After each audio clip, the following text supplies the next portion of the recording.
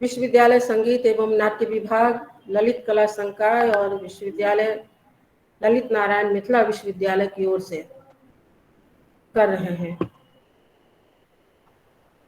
हम सभी वेब के माध्यम से जुड़े हैं, आभासी दुनिया से जुड़े हैं, लेकिन हम जिस कार्य को ठानकर अपने शोध छात्रों, अपने विशेषज्ञों के साथ यहाँ उपस्थित हुए हैं, वो बहुत ही जीवंत कार्य है। और इस कार्य को करने में हमारे देश के कई विषय विशेषज्ञ जुड़े हैं।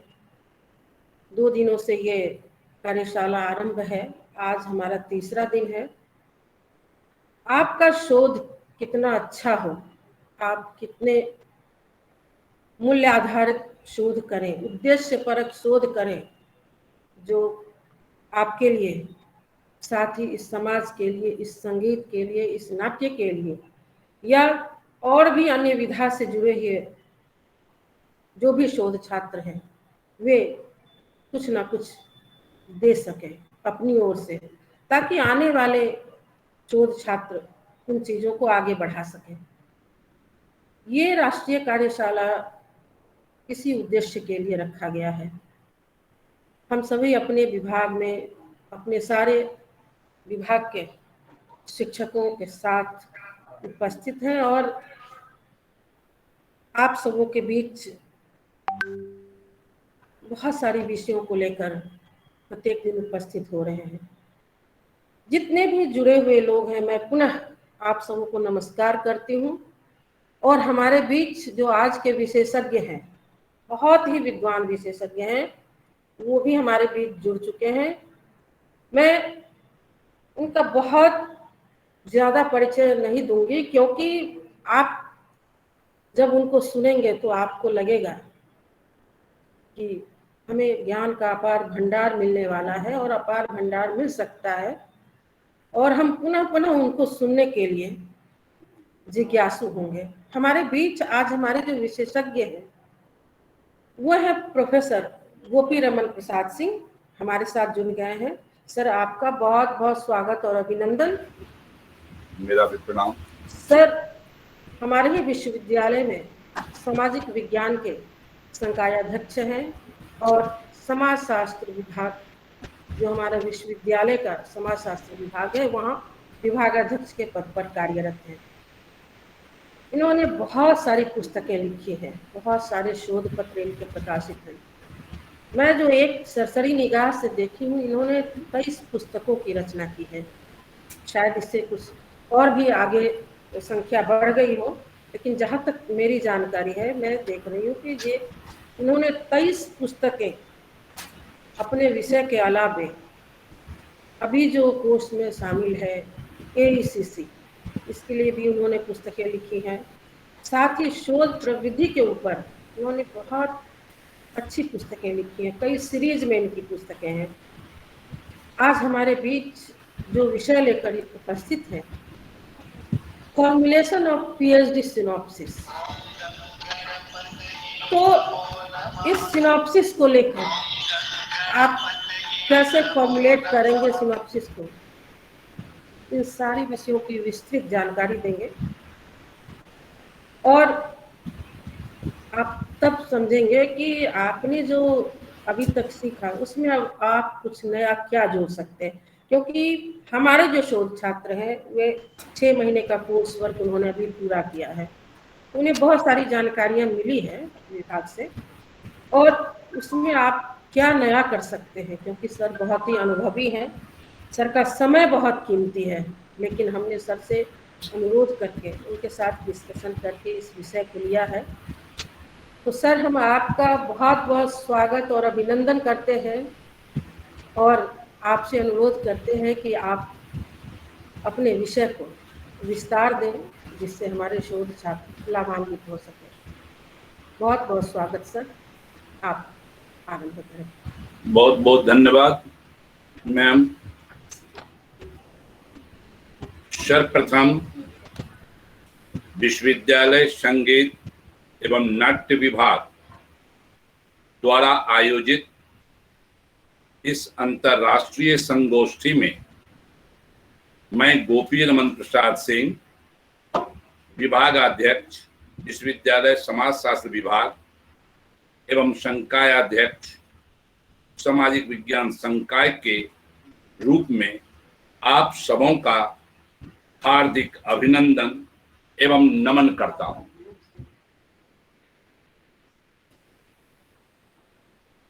विश्वविद्यालय संगीत विभाग के संगीत एवं नाट्य विभाग के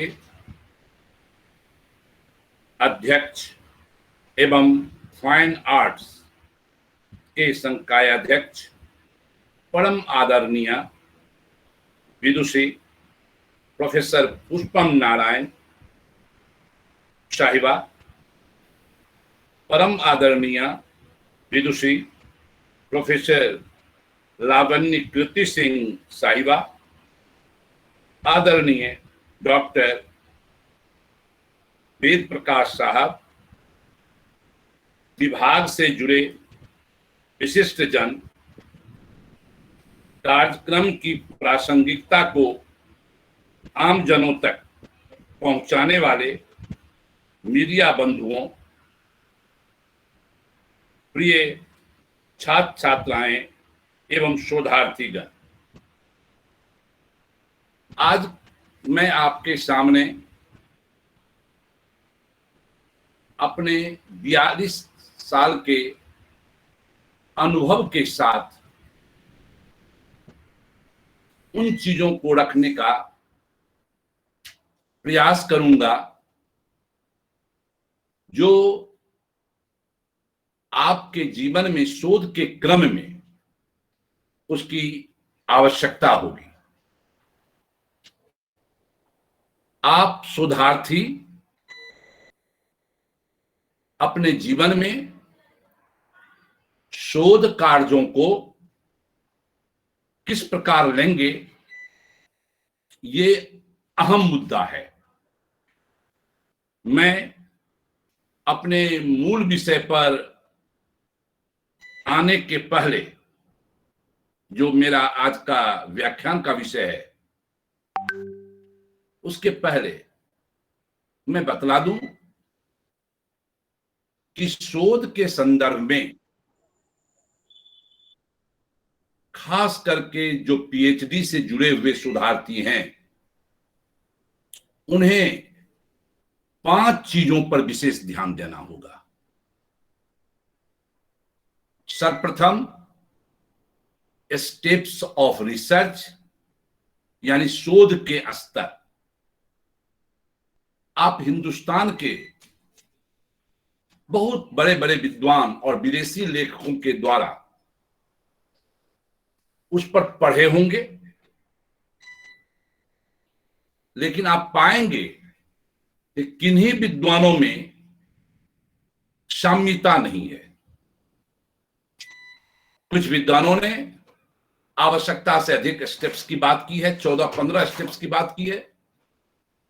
कुछ विद्वानों ने 4-5 स्टेप्स की बात की है, लेकिन मैंने अपने अनुभव के आधार पर सिर्फ 7 स्टेप्स की बात की है। आप इसको ध्यान से पढ़ेंगे।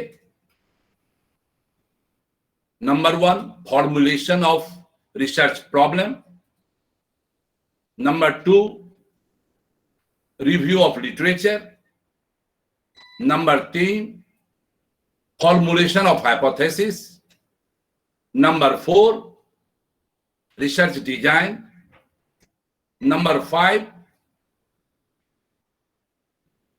collection of data. Number 6, classification, tabulation, treatment and analysis of data. और 7वां, जनरलाइजेशन। आम भाषा में आप लोग उसको निष्कर्ष कहते हैं, लेकिन रिसर्च की भाषा में उसको जनरलाइजेशन कहा जाता है। ये फर्स्ट को आपको जानना बहुत आवश्यक है, जिसका कि आज मुझे इस व्याख्यान में उसका कोई ताल्लुक नहीं है। दूसरा आपको जानना चाहिए रिसर्च इथिक्स, जिसको हम शोध नीति शास्त्र कहते हैं। इसमें आपको प्लेगरिज्म, साहित्यिक चोरी, ऑब्जेक्टिविटी, वैश्विकता, सब्जेक्टिविटी, व्यक्तिनिष्ठता, वैल्यू फ्री रिसर्च, मूल्य मुक्त शोध, कंसेप्ट एंड थ्योरी, इन चीजों को आपको समझना चाहिए। थर्ड में जब आप आएंगे तो आपको रिसर्च डिजाइन की जानकारी होनी चाहिए, शोध अभिकल्प, क्योंकि रिसर्च डिजाइन 4 ही हैं पूरे विश्व में, और फिजिक्स केमिस्ट्री हो या म्यूजिक एंड ड्रामेटिक हो या सोशियोलॉजी हो या संस्कृत हो, बिना रिसर्च डिजाइन के आगे नहीं बढ़ सकता। एक्सप्लोरेटरी हो या एनालिटिकल हो या डायग्नोस्टिक हो या एक्सपेरिमेंटल हो, किसी एक को लेना होगा। चौथा जो शोध का इंपॉर्टेंट है वो है फॉर्मेशन ऑफ पीएचडी सिनॉप्सिस, जिस पर आज हम व्याख्यान देंगे। और 5वां है रिपोर्ट राइटिंग। जो भी शोधार्थी आप हैं, यदि ये 5 बिंदु पर 5 पॉइंट्स, इसको बोलते हैं हम अपनी भाषा में 5 पॉइंट्स ऑफ रिसर्च, जिन शोधार्थी ने इस पर कमांड कर लिया, उनका शोध निश्चित रूप से उम्दा होगा, वैश्विक होगा और समाज कल्याण में होगा। इससे जुड़ी हमने सबसे मोटी एक किताब 426 पेज की लिखी। उस किताब का नाम है सामाजिक अनुसंधान एवं सामाजिक सर्वेक्षण। वह किताब काफी सराहा गया, लेकिन 2018 में जब हमारे यहाँ सोशियोलॉजी में कोर्स वर्क हो रहे थे और हमारे यहाँ बहुत सारे बच्चे थे, तो उसमें कुछ बच्चों ने, शोधार्थियों ने कहा कि सर, किताब तो बहुत सारी है और आपकी भी है, लेकिन संक्षेप में थोड़ा हम लोगों को steps, report writing, research design, इस पर कुछ बात बतलाइए। तो उन्हीं छात्रों से प्रभावित होकर मैंने 2 पतली पतली किताब लिखी। एक का नाम है शोध पद्धति शास्त्र, जिसमें 7 स्टेप्स ऑफ रिसर्च और रिपोर्ट राइटिंग को मैंने लिखा है। मैंने जो 15-16 किताबें अंग्रेजी की पढ़ी और 4-5 हिंदी की किताबें पढ़ी, यानी 20-21 किताब के आधार पर मैंने उस मात्र 52 पेज में ये दोनों टॉपिक को लिखा है। और जो रिसर्च डिजाइन की बात की, उस पर भी मैंने दूसरी पुस्तक, उसका नाम ही है रिसर्च डिजाइन शोध अभिकल्प, वो भी मात्र 52 पेज में है और उसमें मैंने उसकी चर्चा की है। जहां तक आज का विषय का सवाल है, तो आप लोग जो मुझे आज व्याख्यान देना है, इसके पहले मैंने इंट्रोडक्शन के तौर पर आपको इस विषय पर लाया। दरअसल है क्या कि थोड़ा हमारे भारत में जो शोध हो रहे हैं, ऐसा भारत सरकार भी चिंतित है और यूजीसी भी चिंतित है, आईसीएसएसआर भी चिंतित है कि हमारे शोधार्थी सिर्फ पीएचडी डिग्री लेने के लिए शोध कर रहे हैं। लेकिन मेरा मानना है कि आप सिर्फ पीएचडी डिग्री के लिए इस कार्य को न करें, आप ऐसा कार्य करें जिससे कि एक मानक निष्कर्ष की प्राप्ति हो, और वह मानक निष्कर्ष इस प्रकार का हो जो कि मानवीयता के लिए, राष्ट्रीयता के लिए और प्रतिदिन के जीवन में उसका उपयोग हो। आप जो रिसर्च लें, टॉपिक लें, मैं आपको बतला दूं कि यूजीसी ने 9 पॉइंट्स प्रोग्राम के तहत आपके इस टॉपिक को निर्धारित कर दिया है। फॉर्मेशन ऑफ पीएचडी सिनॉप्सिस को, जिसको हिंदी में हम कहेंगे पीएचडी रूपरेखा का निर्माण। कहने का मतलब पीएचडी में हम जो सिनॉप्सिस बनाएंगे 10-15 पेज का, वो सिनॉप्सिस कैसे स्टार्ट हो, कैसे उसकी प्रक्रिया निर्धारित की जाए और उसमें किन बिंदुओं को छुआ जाए, क्योंकि आप जब रिसर्च का टॉपिक लेंगे उससे जुड़ी हुई असंख्य चीजें हमारे आपके सामने में है। यदि सबको आप लेने लगेंगे तो वह शोध के लिए महत्वपूर्ण नहीं होगा। इसीलिए फर्स्ट जो गाइडलाइन है उसमें आपको नोट करना होगा, पहला point, title of the research work. पहला काम क्या होगा? Title of the research work.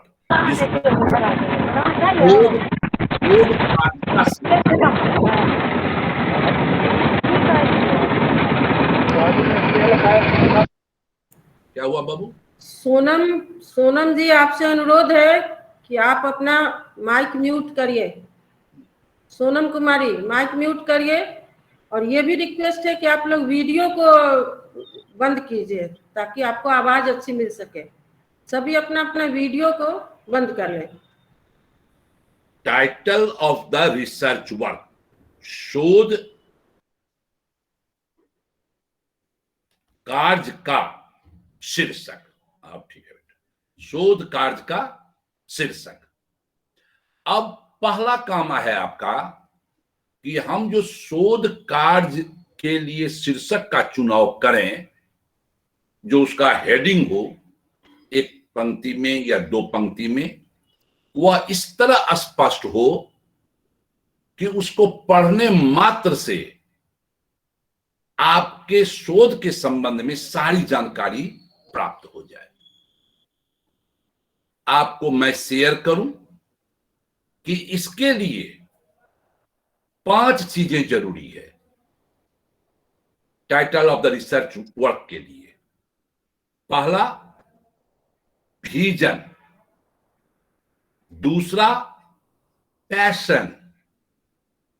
तीसरा, अकाउंटेबिलिटी। चौथा, कमिटमेंट। और 5वां, रिजल्टेंट। यानी शोध के प्रति आपकी दृष्टि क्या है, जिसको सरल भाषा में आप एम्स कह सकते हैं। ये आपका क्लियर होना चाहिए। दूसरी महत्वपूर्ण बात कि आपकी दृष्टि जो है उसके लिए आपके भीतर जो पैशन है, जिसको हम भावावेश कहते हैं, आवेग कहते हैं, वह किस लेवल पर है। और तीसरा, अकाउंटेबिलिटी। हम उस रिसर्च के प्रति कितना अकाउंटेबल हैं। और चौथा हमने कहा कमिटमेंट। यह शोधार्थियों को प्रतिबद्ध होना पड़ेगा कि हम जो टॉपिक ले रहे हैं उस काम के द्वारा ऐसा मानक तैयार करेंगे जिसके परिणाम, जो 5वां है रिजल्टेंट, ऐसा आएगा जो मानव के लिए कल्याणकारी होगा। मैं आपको शेयर करूं, आप ही के इसी नगर के, दरभंगा के, यही की पढ़ी एक बच्ची अमेरिका के पेंसिल्वानिया यूनिवर्सिटी से पीएचडी की, और पीएचडी के टॉपिक था क्या? मलेरिया। और उस मलेरिया पर जब उनका पीएचडी हुआ तो वहां पर वीडियोग्राफी चलता है, 1.5 घंटा का वाइवा हुआ और रिजल्ट सेम डे मिल गया। 72 घंटा के अंदर, 3 दिन के अंदर उस बच्ची को विश्व के, जिस यूनिवर्सिटी का नाम आप जानते हैं, उस यूनिवर्सिटी से उनको आमंत्रण आया जिसमें Cambridge, Oxford, MIT America, California America, ये सब यूनिवर्सिटी से आया कि आप हमारे यहां से पोस्ट डॉक कीजिए, मैं आपको ये पे पैकेज दूंगा, ये लैब दूंगा, ये सुविधा दूंगा, आप हमारे यहां से कीजिए। कहने का मतलब हुआ कि परिणाम, जो मैंने 5वां बोला, परिणाम इतने अच्छे थे जो विश्व को अपनी ओर किया, आकर्षित। इसीलिए आप जब भी टॉपिक का चुनाव करें, अब जो संगीत और नाट्य विभाग है, इसमें इतने अच्छे अच्छे समझिए शीर्षक के अंतर्गत रिसर्च होने लगे हैं जो मानव कल्याणकारी है, ह्यूमन वेलफेयर के लिए है।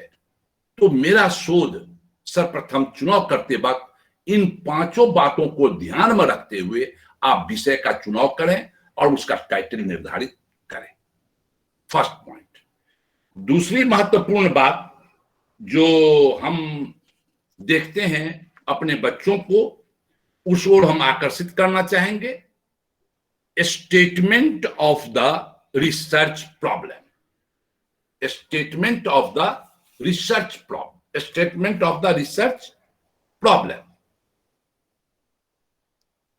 इसका हिंदी होगा शोध समस्या का विवरण। शोध समस्या का विवरण।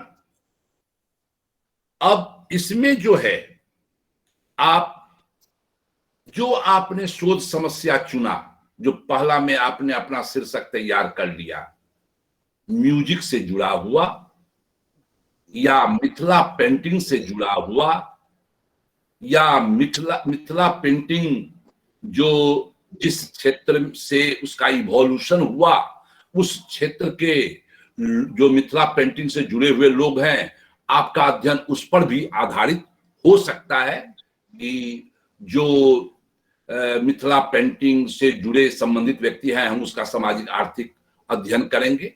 मिथिला पेंटिंग के बारे में जो उसका आगे का कार्यक्रम है, उस व्यू को लेंगे। तो वो सारी चीजों को यहां वर्णन करना आवश्यक है statement of the research problem में।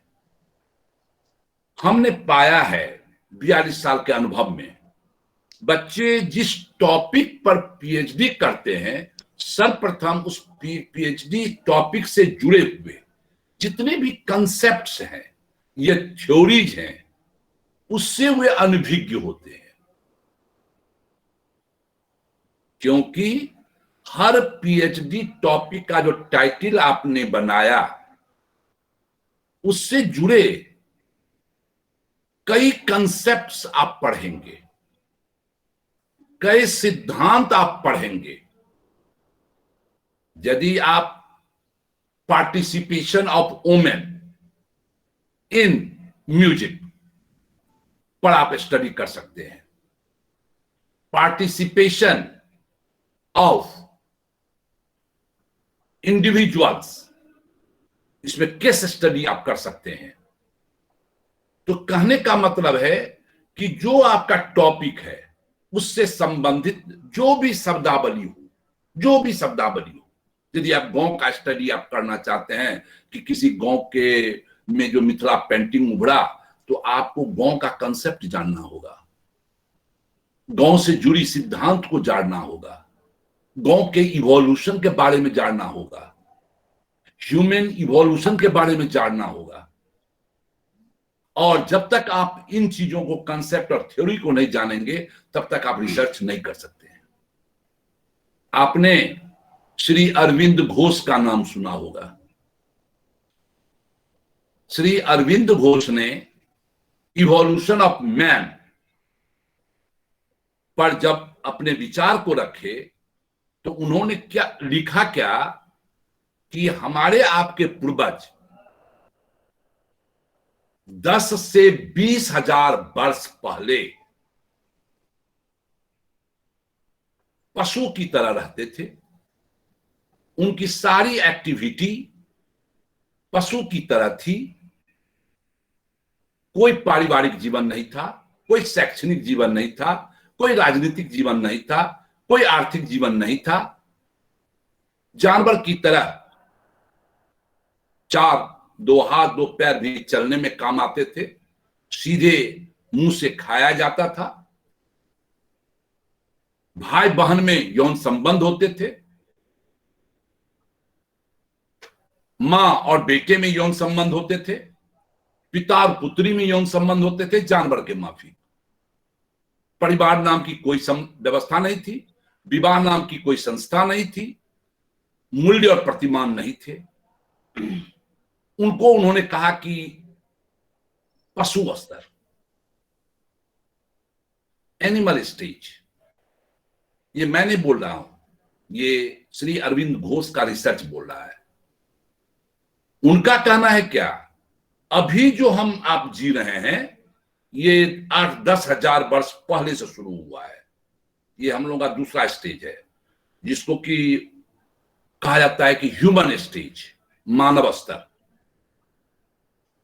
लेकिन अरविंद घोष का रिसर्च बतला रहा है कि हम अभी मानव नहीं हैं, आधा पशु हैं और आधा मानव है। इसीलिए आप देखिएगा पढ़े लिखे जो लोग हैं वो भी पढ़े लिखे लोग नहीं हैं, क्योंकि पढ़ा लिखा लोग के पास ज्ञान होता है और ज्ञान और विवेक जीवन शैली को सही बतलाता है। लेकिन आप देखेंगे पढ़े लिखे लोग भी सही आपको बहुत कम मिलेंगे। क्यों कम मिलेंगे? इसलिए कम मिलेंगे कि आधा हम पशु हैं और आधा हम मानव हैं, पशु गुण नहीं गया है। यही कारण है कि चूंकि आप शोध के छात्र छात्राएं हैं, इसलिए मैं एग्जाम्पल देना चाहूंगा कि पुरुष पर्यवेक्षक के द्वारा स्त्री लड़की जो उसके अंडर में रिसर्चर होती है उसका यौन शोषण होता रहता है। हिंदुस्तान के स्तर पर ऐसे कई मामले आए हैं। क्यों? वो ज्ञान के मामले में तो प्रोफेसर बन गए हैं, पर्यवेक्षक तैयार हो गए हैं, लेकिन मानव अभी भी वो नहीं बन सके। और इसीलिए देखिएगा आज के विश्व में, केवल भारत की समस्या नहीं है, पूरे विश्व में, कि हम अमानवीय व्यवहार कर रहे हैं। इस तरह अभी हम आधा मानव हैं, आधा पशु हैं। अरविंद घोष का रिसर्च करता है कि जब हम सभी मानव बन जाएंगे तब हम सुपर स्टेज में पहुंचेंगे, और वह सुपर स्टेज जो होगा वास्तव में मानव का स्तर होगा। अभी हम लोग सेकेंड स्टेज में अच्छे और गंदे दोनों बने हुए हैं। कुछ लोग अच्छे मिलेंगे, बहुत कम लोग, जो जिन पर की शिक्षा का स्तर है, जिन पर की पद और प्रतिष्ठा का स्तर है, जिन पर की परिस्थिति भूमिका में संबंध का व्यवहार का स्तर है, ये कम देखने को मिलेंगे। आपको अपने शोध के क्रम में इन चीजों को खंगालना होगा। मैं statement of the research problem के संदर्भ में कहना चाहूंगा कि भले ही हम शिक्षा तो प्राप्त कर लिए हैं, लेकिन शिक्षा के जो 3 उद्देश्य हैं, बौद्धिकता इंटेलेक्चुअलिटी, नैतिकता मॉरलिटी, और आर्थिकी यानी इकोनॉमी, यदि आप गौर से देखेंगे ये शिक्षा के 3 उद्देश्य हैं। ये तीनों उद्देश्य शिक्षा से गायब है। ये सब रिसर्च के विषय हो सकते हैं। आप जब शोध का विषय चुनेंगे तो आप देखेंगे। इसीलिए तो मैं एक म्यूजिक का ही उदाहरण दूंगा कि यदि आप एक कालखंड के म्यूजिक पर रिसर्च करें, आप ले लें कि सपोज कीजिए 1951 से 2000 तक के पीरियड म्यूजिक का, उस पर आप स्टडी करें, तो पहले का म्यूजिक क्या था? आप गौर से देखिए, आप सुनते होंगे कि क्या था म्यूजिक, कि दुनिया बनाने वाले क्या तेरे मन में समाई, काहे को तूने दुनिया बनाई। मतलब गायक कह रहा है कि दुनिया क्यों ऐसे बनाए हो भगवान, जहां आदमी इतना स्वार्थी है, इतना लालची है। अब देखिए इस म्यूजिक का व्यू, अब गौर से देखिए, ए भाई जरा देख के चलो, आगे ही नहीं पीछे भी, बाएं ही नहीं दाएं भी, ए भाई जरा देख के चलो। अब गौर से देखिए इस म्यूजिक का क्या बोल है, क्या भाव है। तो यदि आप रिसर्च करें और आज के गाना देखें तो कोई मीनिंग नहीं है। आदमी केवल आनंद के लिए उसको सुनता है, कोई उसका अर्थ नहीं है। यदि मैं देखूं आजकल के गाना को तो कहता है चोली के पीछे क्या है, चोली के नीचे क्या है। अरे गाना हुआ क्या, ये म्यूजिक हुआ क्या। लेकिन इस पर क्रैपिंग होते हैं, मास इसको पसंद करता है, दुनिया चेंज हो रही है, इसको एक्सेप्ट कर रही है। तो आप जब रिसर्च करेंगे तो ये बहुत अच्छा मैटर होगा कि 50 साल में या 75 साल में म्यूजिक का क्या असर हो रहा है, आर्ट का, फाइन एंड आर्ट्स पर आप वर्क कर रहे हैं, उसका क्या असर हो रहा है। तो ये चीजें आपको समझने को मौका मिलेगा। यह कब होगा, जब आप सिनॉप्सिस में 2, 4, 5 पेज में स्टेटमेंट तैयार करेंगे तो उसमें इन चीजों को आपका वर्णन करना आवश्यक है, जो कि आपके शोध जो आप प्रारंभ करेंगे उसके बारे में समझने में लोगों को काफी सुविधा होगी। तीसरा पॉइंट आएगा आपका रिसर्च कवरेज। रिसर्च कवरेज जिसको theme and area, theme and शोध विस्तार, विषय वस्तु और क्षेत्र। Research coverage, theme and area. जब आप सिनॉप्सिस बनाएंगे तो इस चीज को आपको स्पष्ट करना पड़ेगा कि हमारा जो रिसर्च का जो एरिया है, जो क्षेत्र है, वह किस प्रकार का है। हम यदि किसी क्षेत्र विशेष से स्टडी कर रहे हैं, जैसे मैंने अभी जस्ट एग्जांपल दिया कि मधुबनी पेंटिंग्स विश्व में पहुंच गया है, और मधुबनी पेंटिंग्स में मधुबनी के किस गांव से वह प्रारंभ हुआ, यदि हम वहां के लोगों का स्टडी करते हैं तो उस गांव का इवोल्यूशन के बारे में, उस गांव का सोशल स्ट्रक्चर के बारे में, उस गांव का डेमोग्राफी के बारे में, उस गांव का बाउंड्री के बारे में, उस गांव का जो एग्रीकल्चर है, जो इकोनॉमिक प्रोडक्शन है, लोगों का लाइफ स्टाइल है, उन सारी चीजों का इसमें अध्ययन आपको वर्णन करना होगा। तो इससे क्या होगा कि जो क्षेत्र आपने चुना रिसर्च का, उसके बारे में आपको शोध प्रस्तुत करने में सुविधा होगी, किसी प्रकार की कोई दिक्कत नहीं होगी। और सिनॉप्सिस इस प्रोसेस में यदि बढ़ेंगे तो आपको स्वयं आपका कार्य आगे की ओर बढ़ता हुआ दिखाई देगा। इस प्रकार हम अभी तक 3 पॉइंट्स को हमने छू लिया। चौथा पॉइंट्स को आप देखेंगे, ए रिव्यू ऑफ लिटरेचर, साहित्य का पुनरावलोकन। ए रिव्यू ऑफ लिटरेचर, साहित्य का पुनरावलोकन, साहित्य का पुनरावलोकन। इस वर्ड से आप लोग काफी वाकिफ होंगे, और कि इस रिव्यू ऑफ लिटरेचर में हमें क्या करना है। तो जो आपका शोध, पहला पॉइंट में आपने रिसर्च टाइटल तैयार किया, तो ये मत सोचिए कि उस रिसर्च टाइटल पर आप पहला व्यक्ति हैं काम करने वाले, ये ऐसा मत सोचिए। आपसे पूर्व हजारों लोग काम कर चुके होंगे, हजारों लोग काम कर चुके होंगे। अब आपको अपने पीएचडी सिनॉप्सिस में आप शोध के क्रम में तो उस हजारों या सैकड़ों जितना देख सके आप देखेंगे, लेकिन सिनॉप्सिस के क्रम में आपको अपने विषय से जुड़े हुए जो साहित्य हैं, जो लिटरेचर हैं, जिन पर वर्क हुआ है, जिन पर किताबें लिखी गई हैं, तो उसको आपको खंगालना होगा, खोजना होगा। बच्चों, आप लोग लकी हैं कि आप लोग पूरे दुनिया को अपने हाथ में रखे हुए हैं।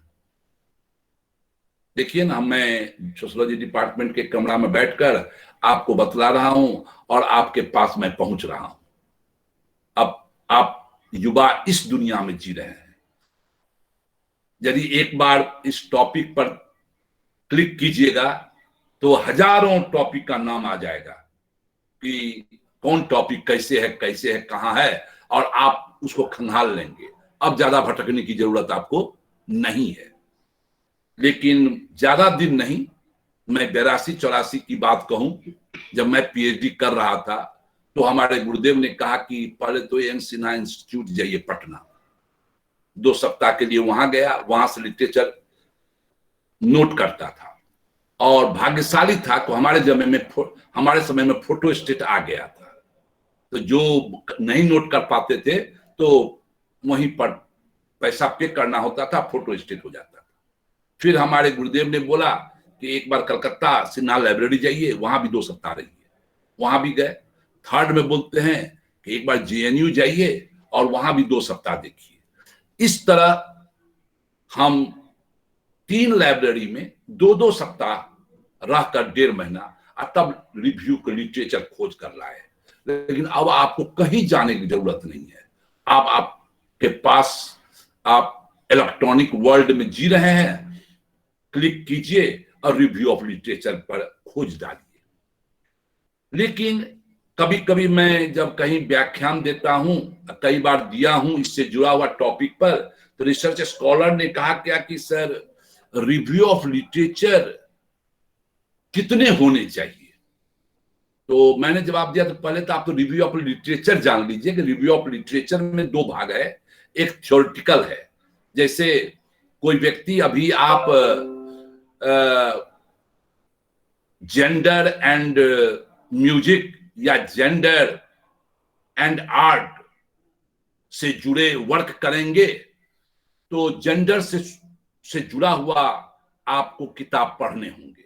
वो थ्योरी होता है, जिसमें सीमन द बुआ का किताब पढ़ना पड़ेगा, आपको लेवेरेट का किताब पढ़ना पड़ेगा, लैमोमेट का किताब पढ़ना पड़ेगा, और हिंदी में एक मेरी भी किताब है, लिंग और समाज, उसको भी आपको देखना पड़ेगा।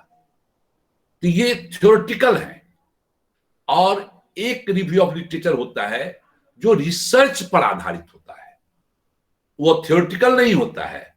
वह जो महिलाएं संगीत में हैं, जो महिलाएं कला क्षेत्र में हैं, जो महिलाएं भारत नृत्यम में हैं, उन महिलाओं से जुड़े जो भी शोध कार्य हुए हैं, उस शोध को देखना है। इस प्रकार हमारा लिटरेचर 2 भाग में बढ़ जाएगा। एक थ्योरेटिकल हो जाएगा और दूसरा रिसर्च बेस्ड हो जाएगा। तो इस प्रकार हमको जितना अधिक से अधिक हम रिव्यू ऑफ लिटरेचर खोज तलाशेंगे, हमारा आगे का कार्य उतना आसान होता चला जाएगा। अब आपका प्रश्न हो सकता है मन में, अभी तो सिनॉप्सिस की बात हो रही है सर, सिनॉप्सिस में कितने रिव्यू? तो मेरा जवाब होगा कम से कम 25 से कम नहीं। मैं उम्दा नहीं मानूंगा सिनॉप्सिस को। अब आपका प्रश्न होगा सर, 25 से यदि रिव्यू ऑफ लिटरेचर को हम थोड़ा थोड़ा भी लिखें तो 10 पेज तो रिव्यू ऑफ लिटरेचर ही हो जाएगा। हमने नहीं होगा ना, 2 से 3 पेज होगा। हर रिव्यू ऑफ लिटरेचर को आपने पढ़ा, आपने 2 लाइन 3 लाइन में क्या समझा, बस उतना ही डालिए। और ये रिव्यू ऑफ लिटरेचर किनका है, किस ईस्वी में निकला, उसको डालिए रेफरेंस में। समझ गए? यदि आपका रिव्यू ऑफ लिटरेचर कम से कम 25 को आप तैयार कर लेते हैं 1 से 1.5 पेज में, अपने सिनॉप्सिस में, तो समझिए पीएचडी का आधा काम आपका समाप्त हो जाएगा, आपको किसी प्रकार की समस्याएं उत्पन्न नहीं होगी। अब आपका तीसरा प्रश्न उठ सकता है, मैंने एक प्रश्न का जवाब तो दे दिया कि 25 कम से कम रिव्यू ऑफ लिटरेचर सिनॉप्सिस में होने चाहिए। दूसरा प्रश्न का मैंने जवाब दे दिया, बिना आपसे पूछे हुए मैंने ही जवाब दे दिया कि वो 1.5 से 2 पेज में होना चाहिए, समझ गए। और तीसरा प्रश्न कहेंगे कि रिव्यू ऑफ लिटरेचर का मेन मकसद क्या है, मेन फोकस क्या है। तो रिव्यू ऑफ लिटरेचर का मेन फोकस है रिसर्च गैप को ढूंढना,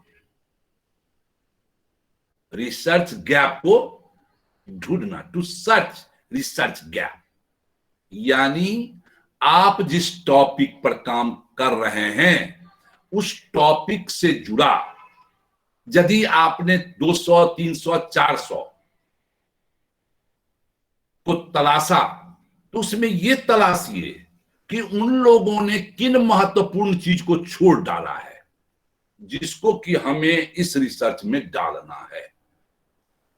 इस रिसर्च गैप को ढूंढकर जब आप नए ढंग से उसमें डालेंगे, यह रिसर्च काफी उम्दा और बहुत ही बेहतरीन माना जाएगा। इसीलिए रिसर्च गैप का पहला और अंतिम ऑब्जेक्टिव यही माना जाता है, टू सर्च रिसर्च गैप, क्योंकि पूर्व के लोगों ने किन चीजों को छोड़ दिया है जिसे हमें रखना है।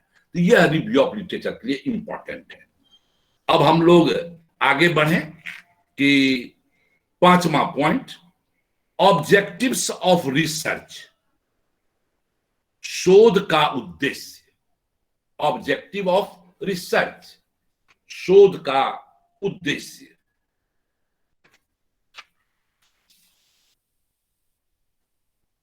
अब देखिए, हम 42 साल का मेरा अनुभव है कि लोगों ने शोध के उद्देश्य में इतना अधिक उद्देश्य लिख डालते हैं, 10, 15, 20, 25, जो शोध को गुमराह कर देता है, शोध को गुमराह कर देता है। इसीलिए ऑब्जेक्टिव्स ऑफ रिसर्च कभी भी 4-5 से अधिक नहीं होना चाहिए, क्योंकि आपका ऑब्जेक्टिव्स जितना फोकस्ड होगा, केंद्रित होगा, आपका शोध कार्य उतना आगे की ओर बढ़ेगा। इसीलिए ऑब्जेक्टिव्स में 4-5 ऑब्जेक्टिव्स काफी है।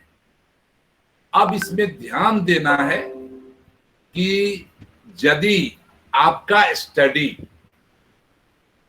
म्यूजिक या आर्ट या नृत्य इन्हीं से जुड़ा हुआ है और उनसे जुड़े व्यक्तियों का आप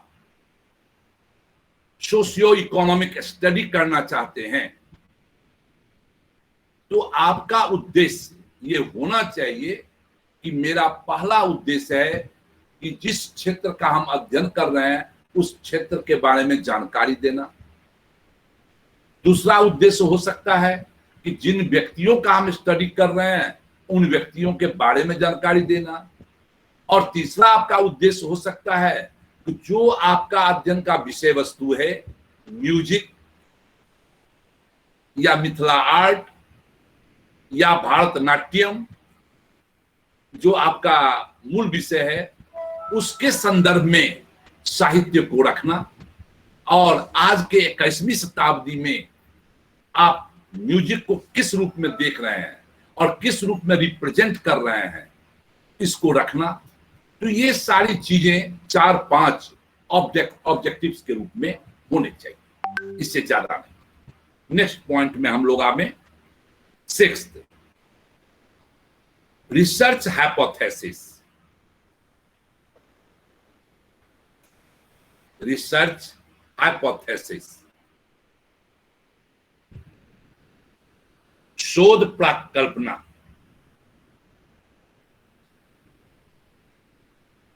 शोध प्राकल्पना, इसमें आपको ध्यान देना होगा कि अब आप काफी अनुभवी हो गए हैं, क्योंकि आपने 5 स्टेज को गुजार लिया है।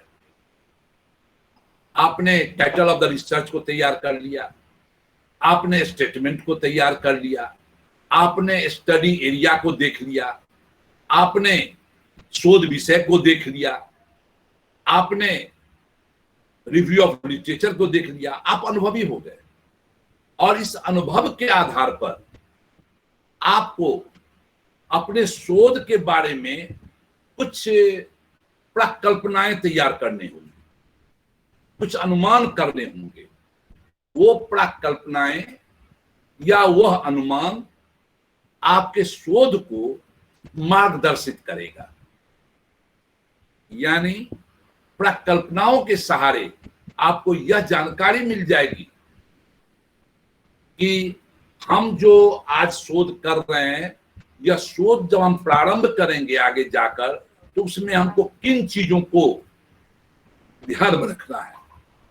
हम सरल शब्दों में प्रकल्पना को बतला दें कि प्रकल्पना 2 चरों, 2 वेरिएबल के बीच संबंध को दिखलाता है। 2 चरों के बीच संबंध को दिखलाता है। जैसे मैं उदाहरण दूं, संगीत से जुड़े लोग, नाट्य से जुड़े लोग, कला से जुड़े लोग बहुत मृदुभाषी होते हैं, बहुत सौम्य होते हैं।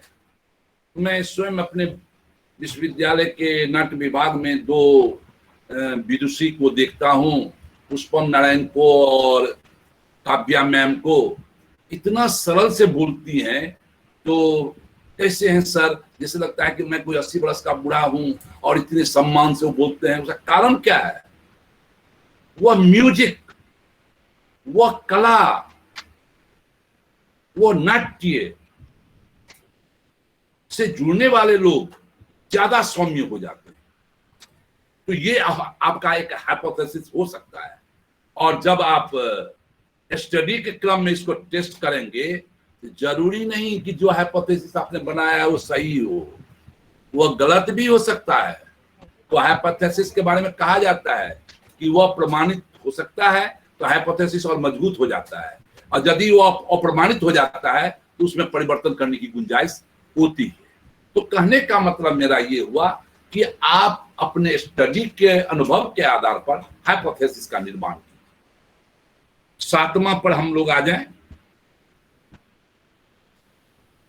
Contribution of research work, contribution of research work to the discipline and allied discipline. Contribution of research work to the discipline and the allied discipline. कहने का मतलब इस 7वां पॉइंट के अंतर्गत आपको इस चीज को रखना होगा कि आप जो रिसर्च किए हैं, इस रिसर्च का, इस शोध का आपके विषय में क्या प्रासंगिकता है, आप इसके माध्यम से अपने विषय को क्या दे रहे हैं। या अदर डिसिप्लिन में, जैसे कि मैं अपना ही विषय का लूं, सोशियोलॉजी, तो सोशियोलॉजी को इससे क्या फायदा हो रहा है, इकोनॉमिक्स को क्या फायदा हो रहा है, साइकोलॉजी को इससे क्या फायदा हो रहा है, हिंदी और उर्दू को क्या फायदा हो रहा है। ये चीज आपको देना चाहिए अपने सिनॉप्सिस में,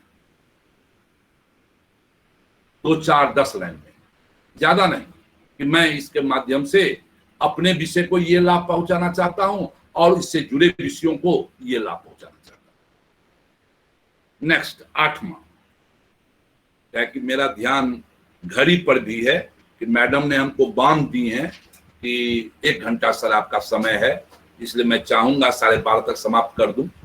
8वां, मेथोडोलॉजिकल अप्रोच, पद्धति शास्त्रीय दृष्टिकोण।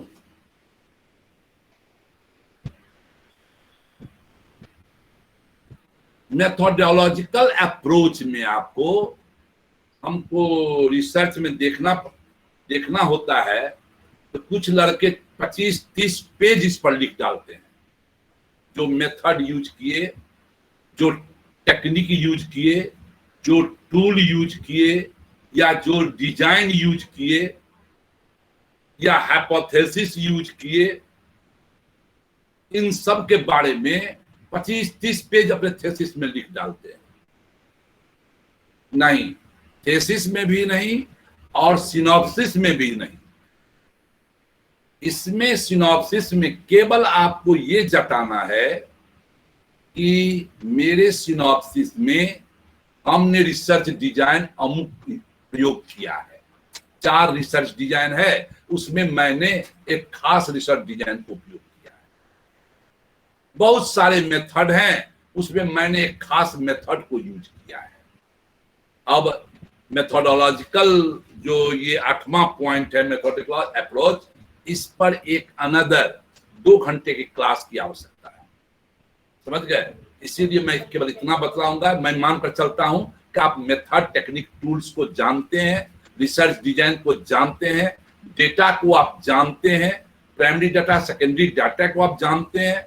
मैं ये मान के चलता हूं एनालिटिकल एनालिसिस को आप जानते हैं। मैं ये मान के चलता हूं कंटेंट एनालिसिस को आप जानते हैं। मैं ये मान के चलता हूं कि आप केस स्टडी को जानते हैं। इन सारी चीजों को आप मेथोडोलॉजिकल अप्रोच में 8 से 10 पंक्ति में आपको लिख देना है, समझ गए? आपका सिनॉप्सिस अच्छा माना जाएगा। 8 हो गया। 9वां पर आइए, जो लास्ट मेरा है, लास्ट पॉइंट 9वां। इसको हम लो नाम दें work design tentative plan work. Work design tentative plan work, Hindi में कार्य प्ररचना संभावित अध्याय। इस 9 पॉइंट में आपको अपने सिनॉप्सिस में आप जो पीएचडी आगे करेंगे, तो आपका पीएचडी कितना अध्याय का होगा, इसलिए इसका नाम है संभावित अध्याय। ये फाइनल नहीं है। आप आज संभावना कर रहे हैं कि मेरा पीएचडी 8 अध्याय का होगा, या मेरा पीएचडी 7 अध्याय का होगा, या मेरा पीएचडी 11 अध्याय का होगा।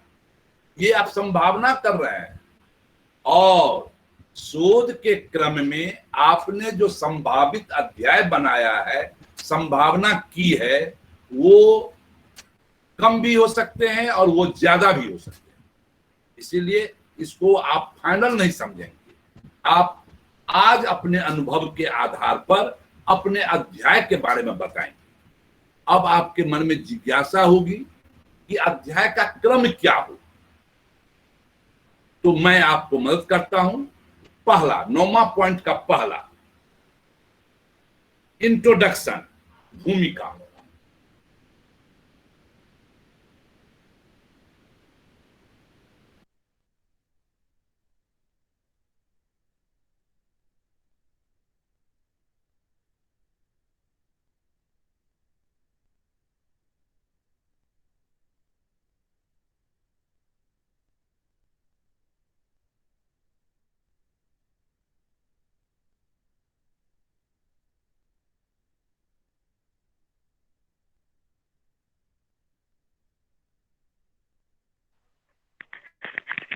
सर आवाज नहीं आ रही है।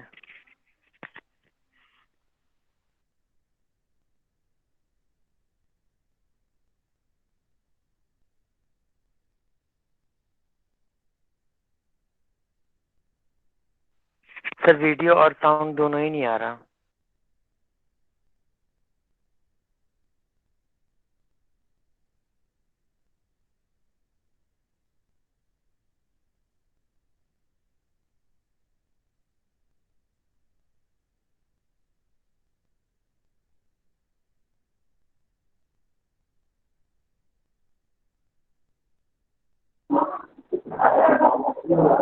ऑडियो वीडियो दोनों ऑफ है, आवाज नहीं आ रही है और वीडियो भी नहीं।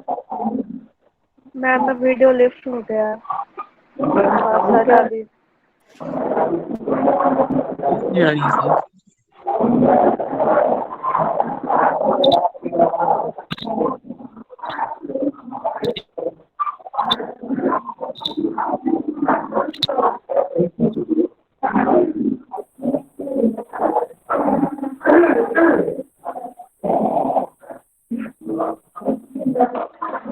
सुमन जी म्यूट कर दीजिए प्लीज।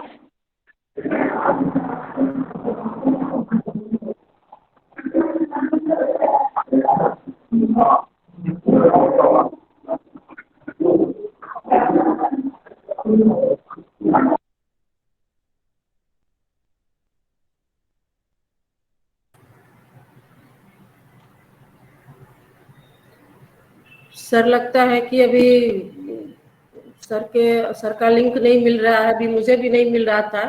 शायद मेरे विश्वविद्यालय का वाईफाई कुछ प्रॉब्लम में है। हाँ सर फिर से जुड़ गए हैं।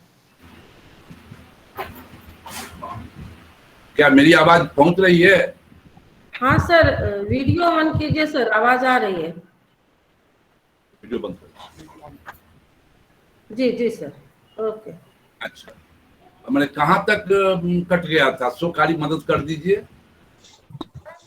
सर इंट्रोडक्शन में थे। Introduction. Very good, very good, हो गया। अब हम समझ गए, आप लोग वहां तक आ गए थे। 9 पॉइंट में पहला इंट्रोडक्शन में हम लोग थे। पहला चैप्टर जो आपका इंट्रोडक्शन होगा उसमें आप अपने विषय से जुड़े जो इम्पोर्टेंट बातें हैं वो सारी चीजों को उसमें डाल दीजिए। जितना फालतू एक भी वर्ड ना हो और कोई वर्ड रिपीट ना हो, कोई बात रिपीट ना हो, और जितना अधिक आप लिख सकें वो उतना रिसर्च के लिए फायदेमंद है। कुछ लोग पूछते हैं क्या कि सर कितने पेज का होना चाहिए? नहीं, कोई पेज इसमें नहीं है। वो 10 पेज का भी हो सकता है, वो 100 पेज का भी हो सकता है। वो आप पर निर्भर करता है कि आपने कितना इंट्रोडक्शन अपना तैयार किया है। दूसरा चैप्टर आपका होगा ए रिव्यू ऑफ लिटरेचर।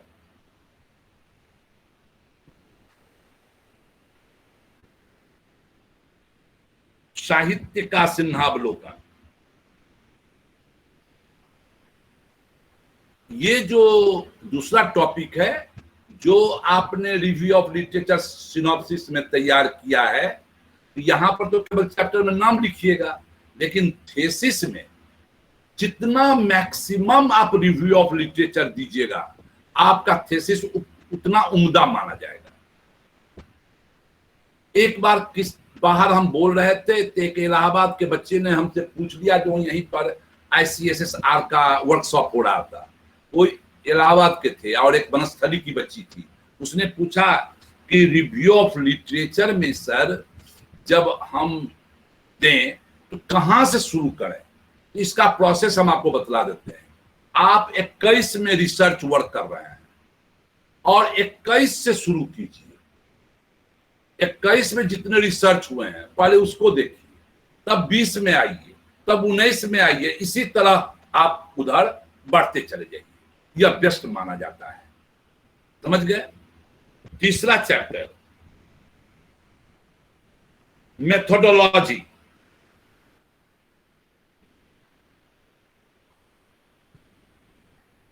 जिसको हम मेथोडोलॉजी एंड फील्ड एक्सपीरियंस ये भी कह सकते हैं।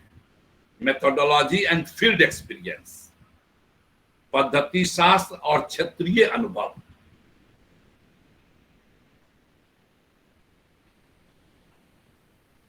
इस मेथोडोलॉजी में आप जो पूर्व में भी हम चर्चा कर दिए, जो सिनॉप्सिस में आप लिखिएगा, तो आपका थेसिस में भी मेथोडोलॉजी एंड फील्ड एक्सपीरियंस आएगा। तो मेथोडोलॉजी में आप जो कुछ भी यूज किए हैं, ये चैप्टर बड़ा नहीं होता है, 2-4-5 पेज का होता है। ये चैप्टर एकदम बड़ा नहीं होता है।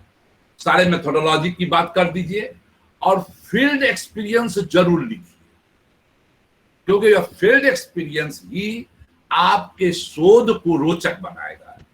कि अजीब अजीब आपको जब क्षेत्र में आप जाएंगे ऐसा ऐसा अनुभव होगा जिसकी कल्पना आज आप इस क्लासरूम में बैठकर नहीं कर सकते, कल्पना भी नहीं कर सकते हैं, छोड़ दीजिए। कई तरीके ऐसा ऐसा अनुभव होता है और उस अनुभव को जरूर डालिए। जैसे मैं आपको एक अनुभव शेयर करूं, जब मैं पीएचडी कर रहा था, संयोग से मेरे रिस्पोंडेंट यूनिवर्सिटी टीचर ही थे। उन्होंने मुझे सजेशन दिया कि गोपी बाबू काहे इतना परेशान होकर आप पूछ रहे हैं, घोड़े पर बैठकर क्यों नहीं भर देते। अब सोचिए, यह मैंने अपने फील्ड एक्सपीरियंस में डाला और ये भी एक अनुभवी टीचर के द्वारा कहा गया। तो भाई जब मैं खुद भर दूंगा तो रिस्पोंडेंट का व्यू कैसे आएगा। तो ये फील्ड एक्सपीरियंस की चीजें हैं। कोई रिस्पोंडेंट आपको बड़ा रोचक लगेंगे, उसको डालिए, और कुछ रिस्पोंडेंट अजीब अटपटा लगेंगे, उसको भी डालिए। तो ये तीसरा चैप्टर में आ जाएगा। चौथा चैप्टर आपका बनेगा स्टडी एरिया। स्टडी एरिया जिसको हम कहेंगे अध्ययन क्षेत्र, यानी जिस क्षेत्र का आप स्टडी करेंगे उस क्षेत्र के बारे में डिटेल में जानकारी दीजिए। यह शोध का बहुत इंपॉर्टेंट भाग माना जाता है। सपोज कीजिए कोई बच्चा या बच्ची मधुबनी पेंटिंग का स्टडी करता है, मधुबनी से जुड़े किसी एक गांव का जहां वो स्टडी कर रहा है, तो उस गांव का evolution, progress and development, culture and civilisation, living style, इस सारी चीजों के बारे में वो डालेगा, तो इससे एक गांव को समझने का मौका मिलता है। ये होना चाहिए। मैं आपका अपना अनुभव शेयर करूं, हमारे विश्वविद्यालय में अभी जस्ट पीजीआरसी हुआ था, तो मैंने सोशल साइंस के डीन के रूप में मैंने कुछ विभाग को नाम नहीं लूंगा तो थोड़ा अटपटा हो जाएगा, कुछ विभाग को बोला कि पहले आपके बच्चे सिनॉप्सिस में रिसर्च मेथोडोलॉजी नहीं दिए हैं। तो सर हम लोग तो कभी नहीं देते हैं। हमने नहीं, गलत करते हैं। कोई भी विषय, चाहे वह हिस्ट्री हो, चाहे वह ज्योग्राफी हो, सोशियोलॉजी हो, फिजिक्स हो या म्यूजिक हो, कोई भी विषय पर यदि वर्क होगा बिना रिसर्च मेथोडोलॉजी के कार्य नहीं हो सकता है। तो ये जो हम आपको 4 चैप्टर बताए हैं, यह सभी विषय के लिए आवश्यक है। सोशियोलॉजी के लिए भी, फिजिक्स के लिए भी और आपके लिए भी। अब है क्या, 5 से 6, 7, 8 का ये 4 या 5, 6 या 5, 6, 7, यह आपके विषय से जुड़ा रहेगा। जो विषय आपका है उससे जुड़ा रहेगा। इसलिए उस चैप्टर को आप रख लीजिए। अभी क्लासरूम में अभी समझाने क्रम में 5 से 8, सपोज कीजिए 4 चैप्टर आपका रहेगा कि आपके शोध से जुड़ा हुआ। तो 9वां नोट कर लीजिए, generalisation and suggestions. Generalisation and suggestions, सामान्यीकरण और सुझाव। सामान्यीकरण और सुझाव, जनरली लोग लिखते हैं रिसर्च और सुझाव। रिसर्च की भाषा में आप लोग जनरलाइजेशन वर्ड प्रयोग करें। आपका जो निष्कर्ष आया है वह निष्कर्ष कभी भी 10-25 पेज का नहीं होगा, वह निष्कर्ष 2-4 पेज का होगा। समझ गए बात को? एकदम 2-4 पेज का होगा निष्कर्ष। जिस्ट कि आपने पूरे थेसिस जो 200 पेज या 300 पेज या 400 पेज का थेसिस लिखा, उसका जिस्ट 2-4 पेज में आप डाल दीजिए। समझ गए? और आप अपना सुझाव दीजिए आगे के शोधकर्ता के लिए कि हमने इसमें क्या पाया और आगे क्या इसकी संभावनाएं बनती हैं। या आप यदि किसी जो कलाकार हैं उसके सामाजिक आर्थिक स्थिति आपको बहुत दयनीय लग रहा है, तो उस कलाकार के सामाजिक आर्थिक स्थिति को बेहतर करने के लिए आप क्या सजेशन दे सकते हैं रिसर्च के आधार पर, तो वो सजेशन देना न भूलें। इस प्रकार आपका 9वां पॉइंट 8, 9, 10, 11 अध्याय में हो सकता है, वो आप पर निर्भर करता है। लेकिन प्रथम 4 और अंतिम 1, ये 5 अध्याय मस्ट है। क्लियर। अब अंत में आप जब आप सारा थेसिस आप बना लिए सिनॉप्सिस, तो लास्ट में आपका होगा अपेंडिक्स, जिसको हम बोलते हैं परिशिष्ट। इसमें पहला होगा रेफरेंस, जिसको संदर्भ बोलते हैं। कुछ शोधार्थी गलती क्या कर देते हैं, तो लिख देते हैं कि रेफरेंस बुक, संदर्भ पुस्तक। नहीं, वो गलत है। क्यों गलत है? केवल आप पुस्तक का सहारा नहीं लेते हैं, आप रिसर्च आर्टिकल का भी सहारा लेते हैं, मैगजीन का भी सहारा लेते हैं, पत्र पत्रिका का भी सहारा लेते हैं। आप किसी से डिबेट एंड डायलॉग कर रहे हैं, उसका भी सहारा लेते हैं, वो भी रेफरेंस हो सकता है। सपोज कीजिए कि हमारी ही कोई एक बिंदु आपको अच्छी लग गई हो, तो आप कोट कर सकते हैं कि अमुक दिन अमुक समय में अमुक आदमी ने इस क्रम में स्पीच दिया, उनका ये कहना था। यदि वो सही है तब भी ठीक है, गलत है तो आप फ्री हो गए, आप नहीं कर रहे हैं काम। ये बात आप तो कोट करके कर रहे हैं, तो यह रेफरेंस है। रेफरेंस में हमेशा जो आप लेते हैं उसको ईमानदारी से एक्सेप्ट कीजिए। बहुत लोग क्या करते हैं, बहुत बड़ी बड़ी बात लोगों का ले लेंगे, अपनी बात बनाकर बोल देते हैं। यह भी साहित्यिक चोरी है। केवल लिखना साहित्यिक चोरी नहीं है, बोलने में भी यदि हम किसी की बात को ले लें और बोलें और उसके नाम को कोट न कर, जैसे अरविंद घोष का हमने अभी चर्चा किया, और अरविंद घोष का नाम की बात नहीं करते, कर देते कि एक शोध बतलाता है, ऐसा मैंने महसूस किया, तो वो साहित्यिक चोरी हो गया। इसीलिए रेफरेंस शब्द यूज करेंगे जिसमें हम पुस्तकों का नाम, उसके बाद आर्टिकल का नाम जो क्रम से है, और उसका लिखे आप लेखक का नाम दें। तो यदि लेखक है आंध्र बेत्ते, तो आपका होना चाहिए बेत्ते टाइटल पहले आ जाएगा, बेत्ते आंध्रे। यदि आप हमारे ही किताब को रेफरेंस में लेते हैं, गोपीलवन प्रसाद सिंह, तो पहले आप सिंह को लीजिए, सिंह गोपीलवन प्रसाद, तब ईस्वी डालिए, तब किताब का नाम डालिए, तब किताब का पब्लिकेशंस डालिए। समझ गए? इस तरह रेफरेंस को तैयार कीजिए। यदि कोई रिसर्चर इंटरव्यू शेड्यूल यूज करते हैं, साक्षात्कार अनुसूची, या ऑब्जर्वेशन शेड्यूल यूज करते हैं, अवलोकन अनुसूची, या केस स्टडी यूज करते हैं, तो उसकी एक प्रति लगा दीजिए। उससे आपकी शोध का मानक और बढ़ जाएगा, क्योंकि आप ये कहने जा रहे हैं कि मैं इसी के आधार पर जो थीसिस में डेटा दिया है, मैं इसके आधार पर। इस तरह यदि आप अपने सिनॉप्सिस को बनाते हैं, तो मैं विश्वास दिलाता हूं आपका आधा पीएचडी समझिए समाप्त हो गया। देखिएगा जब पूर्ण पीएचडी आप कीजिएगा, तो आपको कहीं किसी प्रकार की दिक्कत नहीं है, और किसी से बाजार में 5,000, 2,000, 10,000 देकर सिनॉप्सिस खरीदने की जरूरत नहीं है। आराम से आप स्वयं अपनी सिनॉप्सिस को तैयार कर लेंगे, लिख लेंगे, और आपका ज्ञान ही आने वाले कल का आधार होगा। यदि आज की पीढ़ी में कुछ कमी है, यदि आज की पीढ़ी किसी चीज को नहीं जानती है, तो मैं दावे के साथ इस बात को कहता हूं कि इसकी जिम्मेदारी पूर्व की पीढ़ी पर है, जिसमें मैं भी सम्मिलित हूं। यदि सोशियोलॉजी का कोई बच्चा कुछ नहीं जानता है, तो वो जिम्मेदार नहीं है उसके लिए, उसके माँ बाप, उसके पड़ोस, उसका समाज, उसकी सरकार और उसके शिक्षक जिम्मेदार है।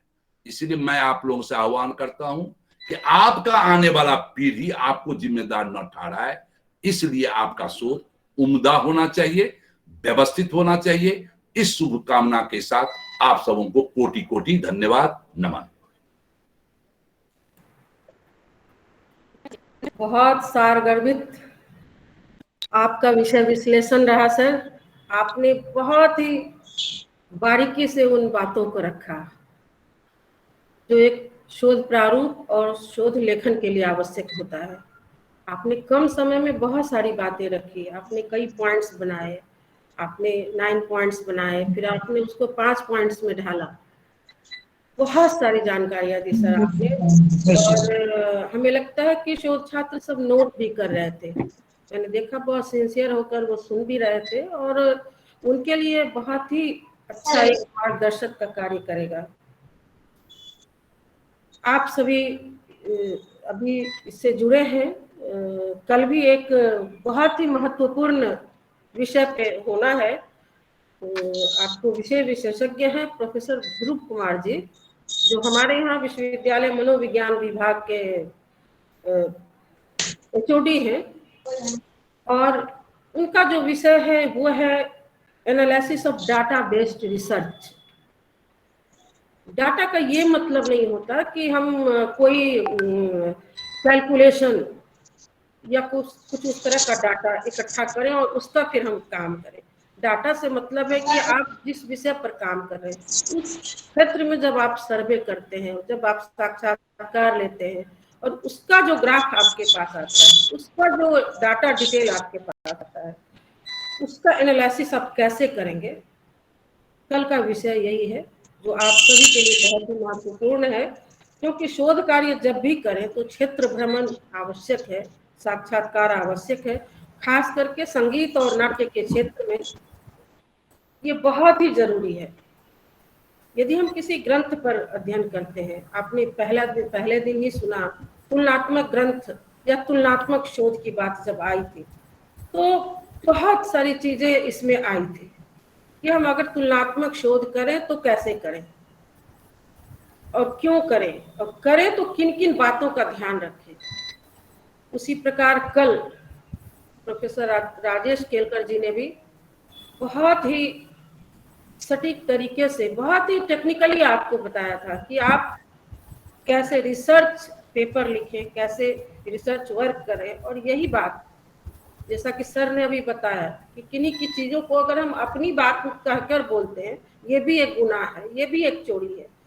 तो उन चीज़ों को ईमानदारी से कहना, रखना और पुस्तक लिखना, पुस्तक लेखन में भी ये बात लागू होती है।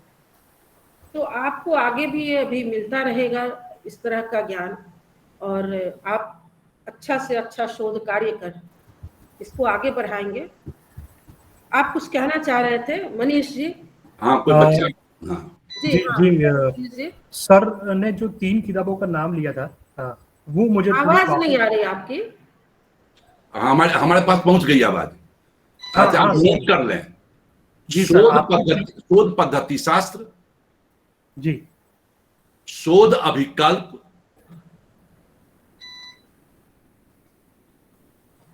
जी सर, सामाजिक अनुसंधान एवं सामाजिक सर्वेक्षण।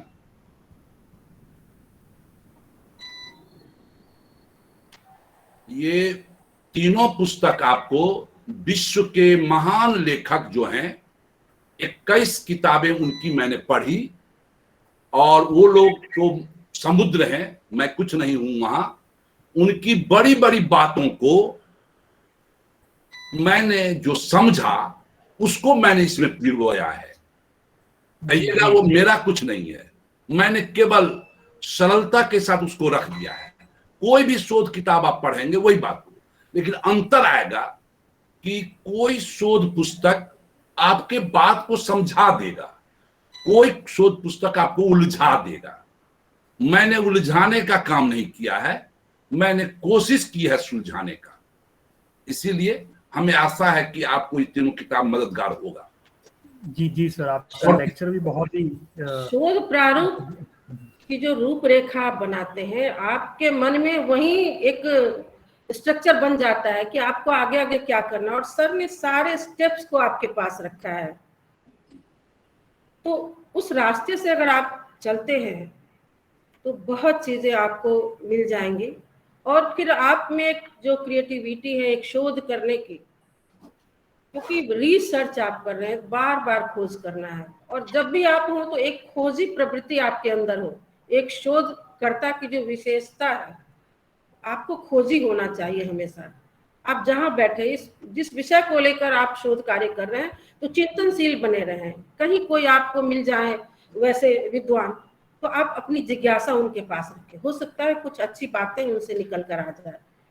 कहीं लाइब्रेरी में बैठे हैं अगर, तो वहाँ अगर आपको समय मिलता है तो आप उससे संबंधित चीज़ों को लिखें, तुरंत उसको नोट डाउन कर लें और फिर उसको समझने की कोशिश करें और फिर अपने शोध में उसको अपने रूप से उसको लिखें, अपने भावना से, अपनी जानकारी के अनुसार आप उसकी व्याख्या करें। तो ये सब चीज़ें जो है वो आपके शोध में नवीनता लाएगी, और जब शोध में नवीनता आएगी और एक आप नया प्रश्न छोड़ेंगे आगे वालों के लिए, तो ये शोध कारगर होगा, ये शोध कार्य पूर्ण होगा आपके लिए और दूसरे के लिए एक नई दिशा देगा। मैं अब ज्यादा वक्त ना लेते हुए मैं प्रोफेसर लावनी कीर्ति सिंह काव्या जी से अनुरोध करती हूँ कि आप सबों का आभार प्रकट करें। प्रोफेसर लावनी कीर्ति सिंह काव्या जी।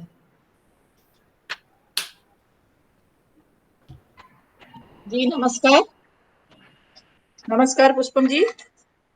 आज हम लोग इस नेशनल वर्कशॉप के तीसरे दिन यहाँ उपस्थित हैं और इतने महत्वपूर्ण जानकारियां हम लोगों को मिल रही हैं। और आज प्रोफेसर गोपी रमन प्रसाद सिंह जी ने फॉर्मेशन ऑफ पीएचडी सिनॉप्सिस के बारे में इतनी डिटेल में जानकारी दी है।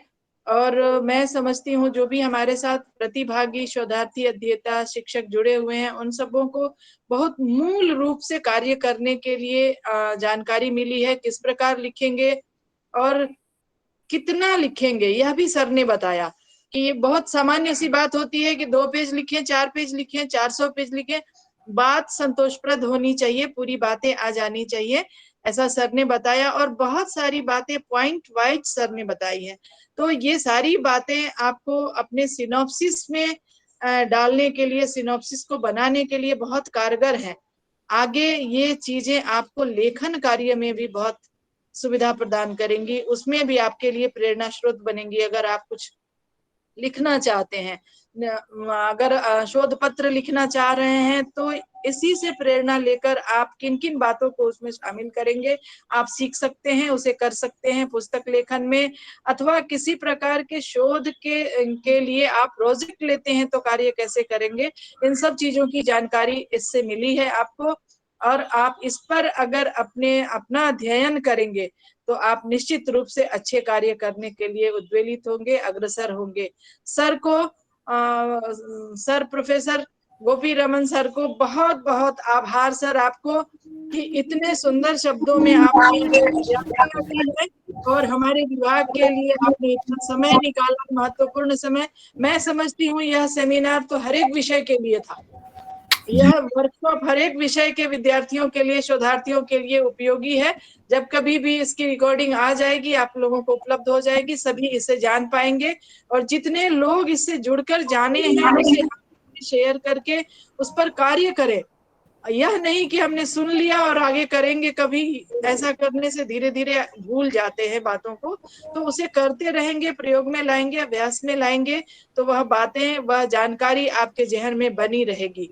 सर को पूरे विभाग, संकाय, विश्वविद्यालय की ओर से बहुत बहुत आभार आपको सर। और हमारे साथ जितने भी शिक्षक जुड़े हैं, कई जगह से मैं देख रही हूँ शोधार्थी जुड़े हैं, उन सबों को भी ढेर सारी शुभकामनाएं अच्छे कार्य करने के लिए। और हमारी संकाय अध्यक्ष, विभागाध्यक्ष को भी इस आयोजन के लिए बहुत बहुत आभार। धन्यवाद सर।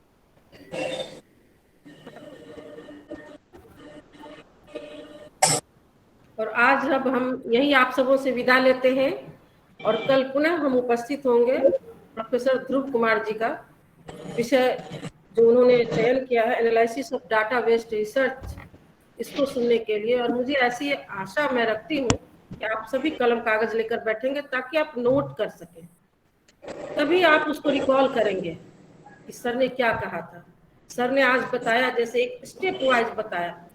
तो ये इस तरह से नोट करने की जरूरत है। और हम सभी ई प्लेटफॉर्म पे जुड़े हैं, फिर भी हम सभी इतने जीवंत होकर इसको देख रहे हैं, सुन रहे हैं। आज किसी कारणवश यूट्यूब लिंक नहीं बन पाया क्योंकि बहुत सारे कार्यक्रम अभी विश्वविद्यालय में चल रहे हैं हमारे यहाँ, लेकिन मैंने किन्हीं को कहा है, वो रिकॉर्ड कर रहे हैं। मैं कोशिश करूंगी कि मैं उसको यूट्यूब में कन्वर्ट करके थोड़ी देर बाद आप लोगों को ये उपलब्ध करा दूंगी। तो कल आप सभी समय से उपस्थित हों। बहुत बहुत आभार, बहुत बहुत धन्यवाद। नमस्कार। प्रणाम मैम, प्रणाम सर, थैंक यू मैडम। प्रणाम मैम। प्रणाम मैम, प्रणाम।